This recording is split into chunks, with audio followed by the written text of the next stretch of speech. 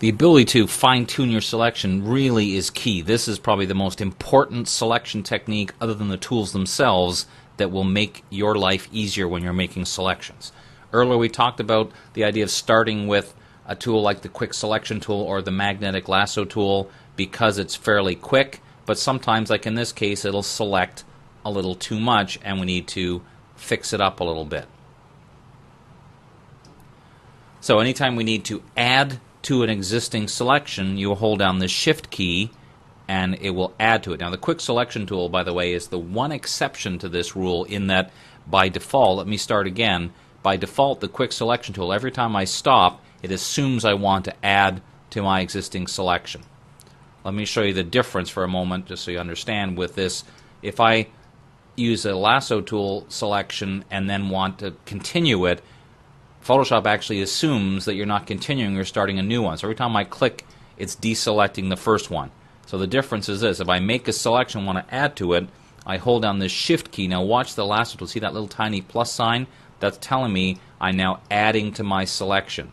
So as long as I do little loops around to keep adding to it, I can keep adding the parts that I miss. If I want to take away from my selection, Option or Alt will put a little minus sign. So I'm holding down the Option or Alt key. Rather than deselecting the complete selection, now it's letting me fine-tune it. Once again, see how I'm looping up far enough around? And what I mean by that is, let's say I wanted to get rid of this top portion. If I just went like this and went across and stopped, it wouldn't work properly. I need to go far enough around to tell it that's the part I want to get rid of. A lot of people make the mistake of kind of going like this and thinking, there we go, and that just cuts a big hole in it. So let's put that into a practical sense now. Let's go back to the Quick Selection tool.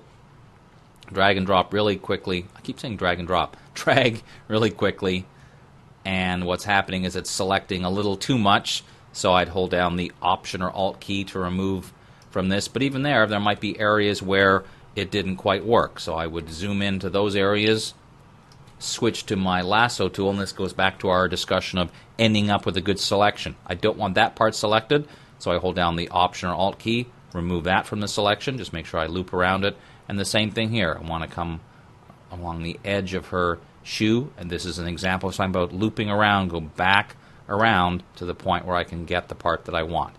Same thing up here. I want to go along here, and I usually just do little pieces at a time to make sure I don't try and do too much.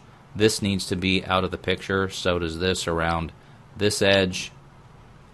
Loop around, come down here. Now when you're zoomed in close, sometimes part of the trick is figuring out which do I want to hold down, Option or Alt or the Shift key, and it will depend, of course, on the situation. Here I can see I need to add a little bit, so I'll hold down the Shift key to add this little extra part. Switch back to Option or Alt to remove that little piece. So you can see how quick this is to work. It's just a matter of switching back and forth. I need to hold down the Shift key to add this part down here. If this was a real project, at a certain point, I would press Q for Quick Mask to see how I'm doing, and then continue working on it. Let me deselect this, and zoom back out again a little bit, and compare this concept with the concept of the Magnetic Lasso tool. So as we saw before, the Magnetic Lasso tool will often do a pretty good start. I'm just going to cut to the chase here and go around this area. Again, fairly quickly. If the Magnetic Lasso tool doesn't get an area like this, don't try to fix it with the Magnetic Lasso tool, because if I hold on the Shift key and try to add to the selection, the chances are, as you can see there, it's still just doing the same thing. So that's where I would switch back to the regular lasso tool, hold down the Shift key, and manually add in the part that it didn't get. And I'd go through and do that any place that I want to. Even in a case like this, where now I decide I want the rest of it, I can still keep adding pieces using this concept. So that's one first example, is fine-tuning using Shift to add to the selection, Option or Alt to take away from the selection.